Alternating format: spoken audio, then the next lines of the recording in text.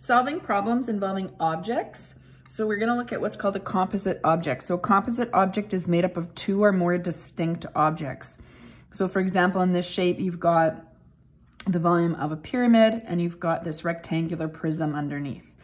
So to determine the volume of a composite object, identify the distinct objects, calculate the volume of each, and then add the volume. So for volume, you find each separate shape and add them. So if we look at the bottom here, we have the bottom part is a rectangular prism. So we're gonna just identify what that is. So the formula for a rectangular prism, remember with any kind of rectangular shape, it's length times width times height. Length, width, height. So let's evaluate that. So we have 6.7 times our width of 2.9 and our height over here is also 2.9. So in your calculators, you're going to multiply these three numbers together and you're gonna get 56.347 meters cubed.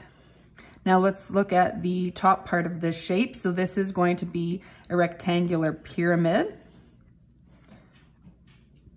Now the pyramid formulas are on your formula sheet.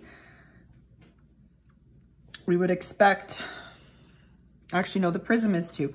Volume of a prism is on there as well. Even though these are review formulas, it's great that they're there for you. So we're gonna look at volume of 1/3 of area base times height. I like to look at 1/3 length times width times height. So it's 1/3 length times width times height. Width, height. So 1/3, we're gonna put in the length of 6.7 again.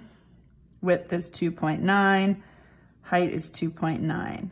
Now, some of you may recognize that this is just gonna be this answer again, times 1/3. So that's great if you recognize that. It saves you from putting it all in your calculator again. So if you've got this already in your calculator, just divide that by 3. That's the same thing as multiplying by 1/3, remember? And you're gonna get 13.601 meters cubed.